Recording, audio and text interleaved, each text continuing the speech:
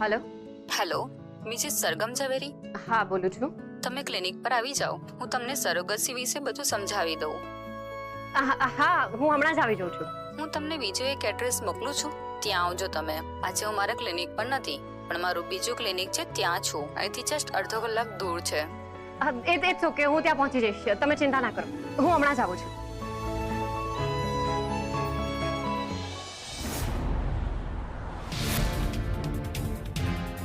ભાગવાનું છે મારે, જલ્દી અહીંથી આ શહેર છોડીને જલ્દી મારે ભાગી જવાનું છે।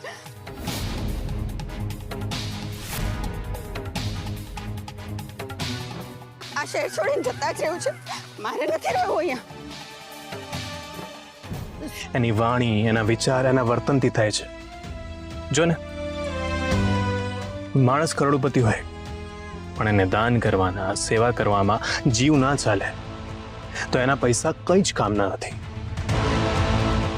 અને જેની પાસે પોતાના માટે પણ પૈસા ના હોય, એ બીજાના માટે કંઈ પણ કરવા માટે તૈયાર થઈ જાય ને, તો એ દિલનો સૌથી અમીર માણસ છે। અને જો ને, તે પણ કોઈ પણ ઈચ્છા વગર અમારા બાળકને રાખવા તૈયાર થઈ ગઈ। તમને બંનેને તારા પર એવો કોઈ સંદેહ નથી। તમે પણ તો મારા માટે બહુ જ બધું કર્યું ને। જે તમે અને સરગમ દીદીએ કર્યું ને, એ કદાચ મારા માટે કોઈ જ ના કરી શક્યું હોત।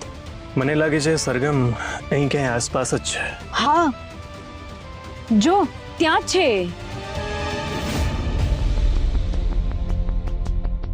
ધ્વનિત, રૂપ, રૂપ,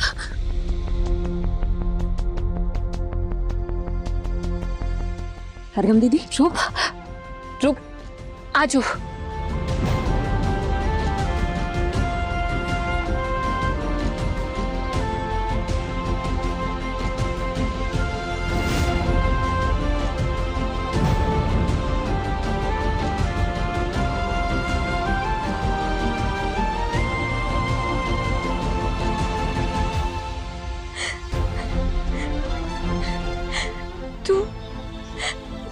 તું અહીંયા? માં,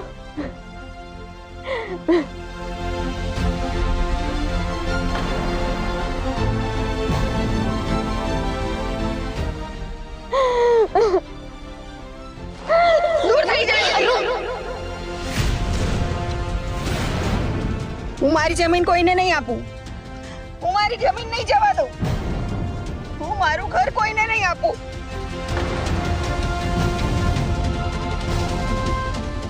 રૂપના બાપુ, હું આપણી જમીન અને ઘર કોઈને નહીં આપું, હું નહીં જવા દઉં, નહીં જવા દઉં। કઈ નહીં થાય આપણા ખેતરને, કોઈ નહીં લઈ જાય। આપણે આપણા ખેતરને કઈ નહીં થવા દઈએ માં, કઈ નહીં થવા દઈએ।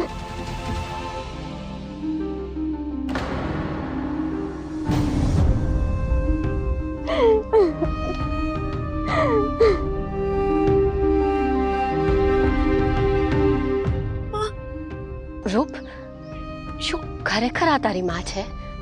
હા, એ સમયે એ ગુંડાઓએ મને અને મારી માને એક અંધારી કોઠડીમાં બંધ કરી દીધા હતા। હું તો મારી જાતને બચાવીને નીકળી ગઈ, પણ મારી માં ત્યાંથી બચીને ના નીકળી શકી। હું બહુ જ પ્રયત્ન કરતી રહી જેથી કરીને હું મારી માને ત્યાંથી બચાવી શકું, પણ દર વખતે હું એ ગુંડાઓ સામે હારી ગઈ।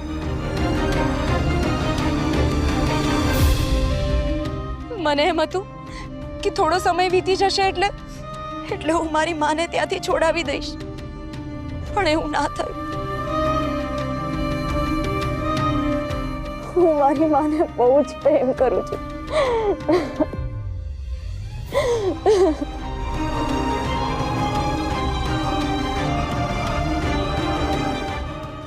માં, તું જરાય ચિંતા ના કરીશ, એ આપણું જ ખેતર છે અને એ ખેતરને આપણાથી કોઈ દૂર નહીં કરી શકે।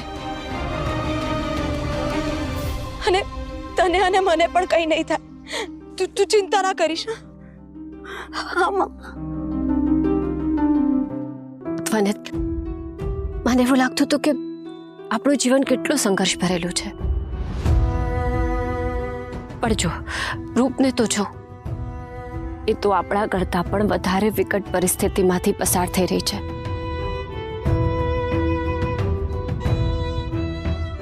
જો રૂપ આપણા માટે આટલું બધું કરવા રેડી હોય ને, તો આપણે પણ એને એનું ઘર અને જમીન પાછા અપાવીને જ રહીશું. તારી વાત સાચી છે. હું આમાં તારો પૂરેપૂરો સાથ આપું છું. બાકી આટલા વર્ષોમાં તારા પપ્પા થોડાક જ મહિના મારી સાથે રહ્યા છે. તો જ તો છે કે જેના આશ્રમે આટલા વર્ષો કાઢ્યા છે. અને મેં તારા આશરે. બેટા, તને મારી યાદ નથી આવતી? માં, તારી યાદ તો આવે જ ને. પણ હા, જ્યારે જ્યારે તારી યાદ આવે છે ને, ત્યારે ત્યારે મારા પર્સમાં રહેલો તારો અને પપ્પાનો ફોટો જોઈ લઉં છું. આઈ મિસ યુ માં. જલ્દી પાછો આવી જા બેટા. હા માં. અને તું તારું ધ્યાન રાખજે ને મમ્મી.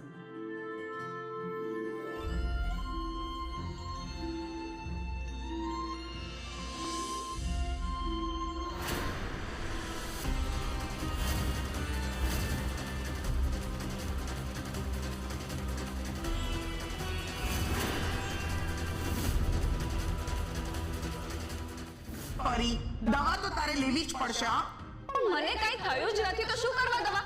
અરે પરી બેટા, તને એવું લાગે છે કે તને કંઈ નથી થયું, પણ તને ઠીક નથી બેટા. તને કશું જ યાદ નથી પરી. તારી મેમરી લોસ થઈ ગઈ છે, એટલે તું આવું વર્તન કરે છે. તું ઘણું બધું ભૂલી ગઈ છે. એ બધું તને યાદ તો અપાવવું પડશે ને બેટા. ચૂપચાપ દવા લઈ લે પરી, લે. અને આડા આવડા કોઈ જ વિચાર કરવાની જરૂર નથી, સમજી?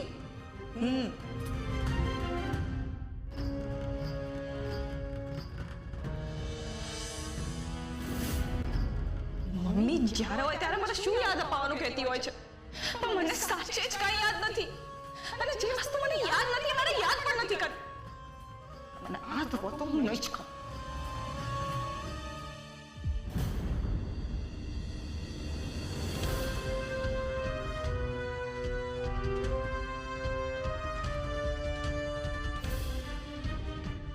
આ દવા કોની છે? પરીના રૂમ તરફથી આવી છે. કદાચ પરી જ ફેંકી લાગે છે. કોઈને મારી પરિસ્થિતિ સમજાતી જ નથી. કોઈ માણસ કોઈ એક જગ્યાએ કેટલું સ્ટક થઈ જાય છે ને, એ તો જે ભરાયું હોય ને એને જ ખબર પડે.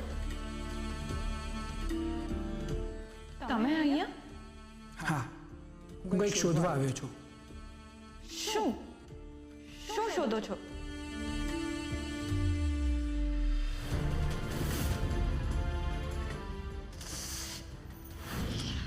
જો તમે આના માટે આવ્યા હોય ને લેક્ચર આપવા માટે આવ્યા હોય તો તમે કાઈ ના કહેતા. હું લેક્ચર આપવા માટે નથી આવ્યો કે નથી કંઈ કહેવા માટે આવ્યો. હું તો મારી નાની બેનને સમજાવવા માટે આવ્યો છું. એટલે એમ કે કોઈ માણસ એક જગ્યાએ કેટલું સ્ટક થઈ જાય છે ને, એ તો જે ભરાયું હોય એને જ ખબર પડે. તમે મારી વાત સાંભળી? હા, સાંભળી પણ અને સમજી પણ. પ્લીઝ તમે મને કંઈ ના કહેતા. પરી, જો તું આ રીતે બધા જ રસ્તા બંધ કરી દઈશ તો તને સમજી કઈ રીતે શકાશે? જો સાંભળ, કોઈ એક વ્યક્તિ કે ઘટનામાં આપણને કોઈ ના સમજ્યું હોય ને, તો એનો મતલબ એ નથી કે દર વખતે એવું જ થાય. પરી, આ જો, આ ગોળી મારા પર જ પડી, એટલે જ હું ઉપર આવ્યો છું. કોઈ મને સમજતું જ નથી. હું આ દવા લઈને કંટાળી ગઈ છું. પરી, તું પરિસ્થિતિઓથી ભાગે કેમ છે? હું ક્યાં ભાગી રહી છું? બધા મને એ જ સમજાવી રહ્યા છે અને એ જ લેક્ચર આપી રહ્યા છે. અને તમે પણ બીજાની જેમ મને એ જ લેક્ચર આપવા આવ્યા છો ને કે દવા લેવાથી શું થાય અને શું નહીં. પણ મને કંઈ જ થયું જ નથી. અને એ જ ભ્રમમાં જીવવું કે મને કંઈ થયું છે અને એ જ ભ્રમમાં દવાઓ લેવી કેટલું કપરી હોય છે ને, એ તમને નહીં સમજાય. ભ્રમ? તું શું સમજે છે ભ્રમ? પરી, તારા મનમાં જે વાત ખોટી છે ને, એ વાત કદાચ બધાના માટે સાચી પણ હોઈ જ શકે છે. એટલે જ કહું છું કે પરિસ્થિતિને બંને બાજુથી વિચારવાનું રાખ. તને તારા પ્રશ્નોનું સમાધાન મળશે. પરી, તને એવું લાગતું હશે ને કે હું તને અહીંયા લેક્ચર આપવા માટે આવ્યો છું? તો ના, હું તને લેક્ચર આપવા માટે નથી આવ્યો. હું તો માત્ર તને સાંભળવા માટે આવ્યો છું. પરી, તું મારી સાથે બધું જ શેર કરી શકે છે, મન ખોલીને. કે મને શું ચાલી રહ્યું છે તારા મનમાં પરી? તમને કહીને શું કરું? વાહ પરી, ભાઈ પણ કહે છે અને મનની વાત પણ શેર નથી કરતી.